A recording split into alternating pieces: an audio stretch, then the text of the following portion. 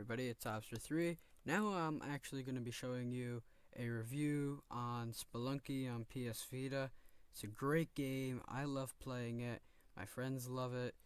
And I recently actually just bought the full version.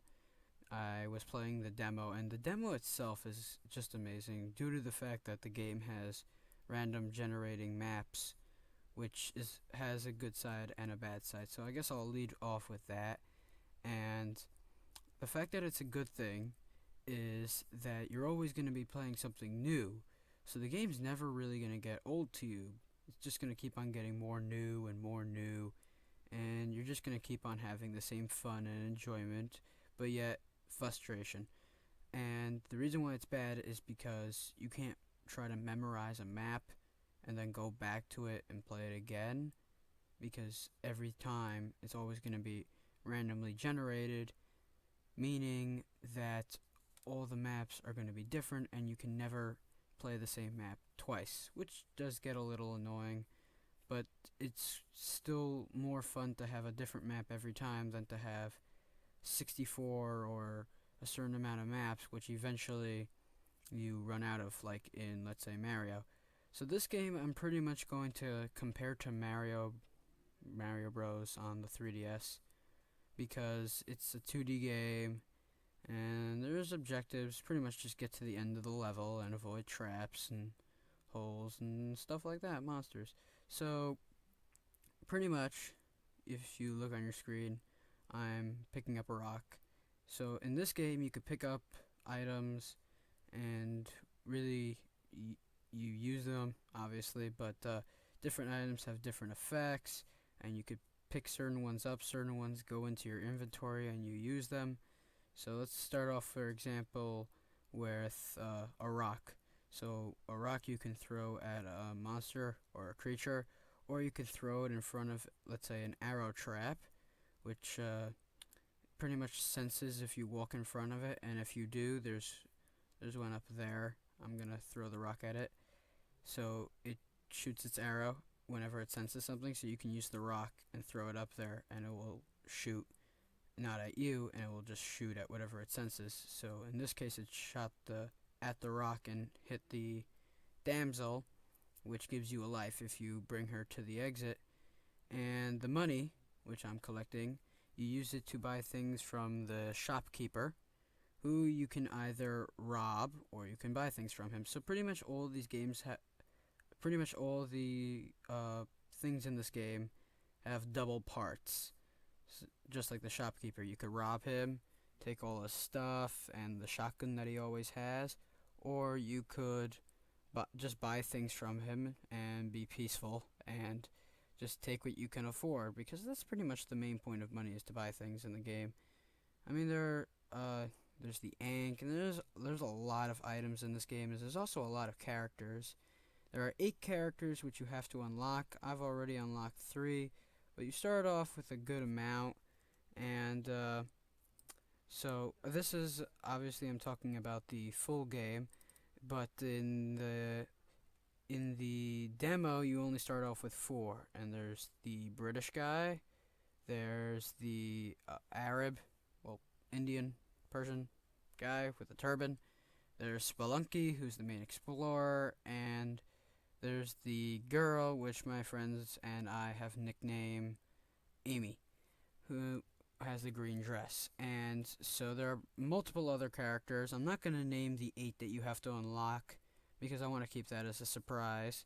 But there's an Eskimo, there's a nerdy chubby woman, there's a ninja, there's a black chubby guy, there's a cyclops, there is a Viking, a robot, and a golden dude with a hole in his head. So yeah, it's pretty cool, and it's as you can see, I just freed, actually, Pirate Lady, so I guess that's a spoiler, but we call her Mrs. Hook. Good joke, bad joke, whatever. Anyway, so after you free somebody, who you would find in a coffin usually, you are able to use them once you complete the game or die. When you finish the game, not the round, the game. because the character will follow me actually to the next round, and yeah, so she's just gonna stay along and eventually die. I don't know how, I don't remember, but so the game also has a multiplayer aspect. Oh, she just died. Anyway, the game, and now it's glitching. It's glitching. I can't pick her up. Okay. Anyway, the game has a multiplayer, which is actually pretty cool. You get to do the adventure together, and there's deathmatch. And deathmatch I'll explain at the end. So adventure together is pretty cool because you get to go along with friends. So one of you carries the damsel, let's say. The other one carries a key for a treasure chest. The other one carries the totem, which is worth a lot of money. And the fourth person would carry, let's say, a shotgun and clear the way for the others. So the multiplayer is very useful, but I find that you're usually killing your partners or they're killing you. By me, they're mostly killing me though. Uh, a lot of the time. So it's a lot more fun to play solo, I guess, because you don't end up dying every 20 seconds. But it's very difficult solo. It just really is. I mean, sometimes when you're playing with a friend, when he's not paying attention, you pick him up and you throw him down, and he's the one that takes the spider to the back of the neck, when the rest of you run to the exit before he dies. And in multiplayer, when a person would die, there would be a coffin automatically next round, and you open up the coffin, and there's a person in there that you freed, and he comes back from the dead. But when you die, you turn into a ghost, and you can still set off arrow traps and blow pots and monsters, especially the ones that are clinging to the ceiling, because those do get annoying. And so you can still help out your teammates, just not as much help as being alive, because you can't carry things. That's the primary reason of why being a ghost sucks. Anyhow, so I'm not gonna explain everything in the game because that'd just be spoiling, and this game is really fun to figure out on your own. But I'm gonna now explain how there are different parts in the game. So right now I'm in mines, as it says every single time I start a new round. Mines 1 out of 3, 1 3, and there are 4 parts to all of these stages. And so these stages goes as follows: there's mines, and then there's jungle, and then there's ice, and then there's temple, and that's pretty much the furthest I've gotten. But then again, I've only had the full version for about 3 days, so leave me at peace. But yeah, now I'm teabagging myself. And so after temple, I believe there's a place called hell, because I've watched a video or two on it. I really gotta research further into the game, but I like figuring out for myself. I don't like spoiling the game for myself, even though I do want to inform everyone on my channel of mostly about the games that I talk about. But so there are different stages, and all the stages have different creatures and different traps and different obstacles and different specials about them. For example, in caves is, I believe, the only place that you can find a key and a chest. So that's pretty useful to get those, because that allows you to get the eye of seeing everything. That's just what I call it. But so that allows you to see all the gems that are in the walls, and it detects secret exits in the jungle.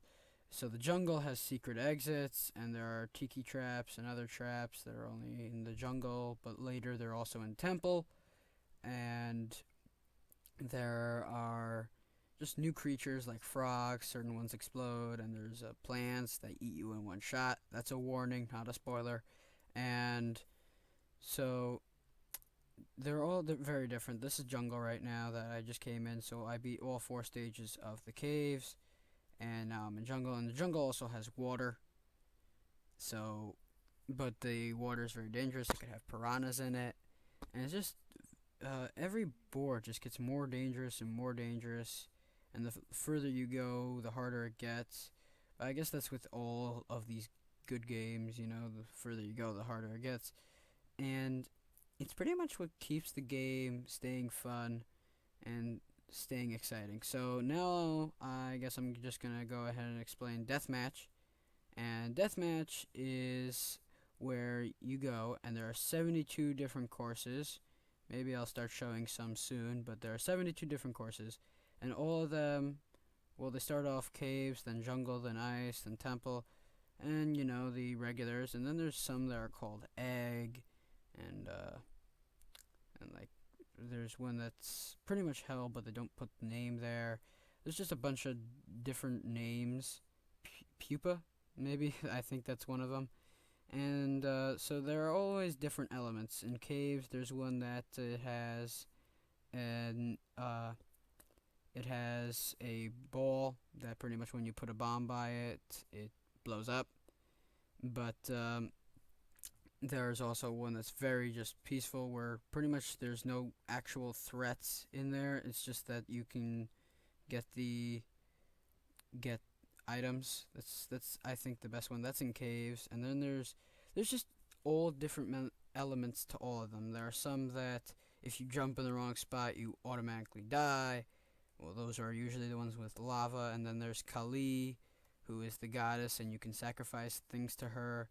So there's a course that's dedicated to her, like Kali's temple, and you can pretty much sacrifice your friends. And right now, what I'm actually doing is I'm changing the brightness because there are dark rooms that come up, and I'm just gonna raise the brightness of the game, and I can see a little more. If you like rewind to the beginning of the dark room, I pretty much was in the dark except for with the torch, and you light up the other torches along the way. So if your fire goes out by stepping, let's say, in water, then you can always relight it, rekindle it with the torches that you've already lit or that you can find. And there are cavemen or tiki men that carry torches instead of boomerangs whenever in a dark room. And dark rooms are very dangerous, but they do give you a lot of money. And there are also back from the dead. There are also certain rooms with themes, certain rooms with snake pits. Whenever you hear your character say, "I hear snakes, I hate snakes," that means that there's a snake pit somewhere. And usually along the way down a snake pit, there's some pretty cool stuff. But if you go down there, then there's a bunch of snakes at the bottom, and it's also pretty dangerous. And besides that, there is, let's say in jungle, I hear water and rushing water. That means that there's a piranha big pool at the bottom, and that's usually where the end of the mines are, or the jungle, or anything. Always at the end, it's at the bottom. Normally, there are certain times where they may be in the middle, or even once or twice at the top, but that's very rare. And so pretty much you in those you have to find certain items just to get past. There are certain how do I put this in a simple way? There are certain ones that are very very difficult, and there are certain ones that are very easy. I guess this is the only way I can describe without spoiling anything any further than I already have. But I guess I learned a lot of knowledge on the game, so if you have any questions, you can just simply ask me by writing a question in the comment. And so I am rating this game out of a 1 to 10. I'm rating it a 9 because the random generation, I'm just going to sum it all up, random generation really puts the game in and makes it a whole piece. The fact that you can pick things up and change the elements of the game is just amazing. The really only downside to this game would be, I guess, the price. I guess $15 is a little expensive, but that's only if you buy it just on PS Vita. Right now there's actually a bundle. If you buy it on PS3, then you get it on PS Vita. So that's $7.50 for each, and that's a pretty sweet deal actually.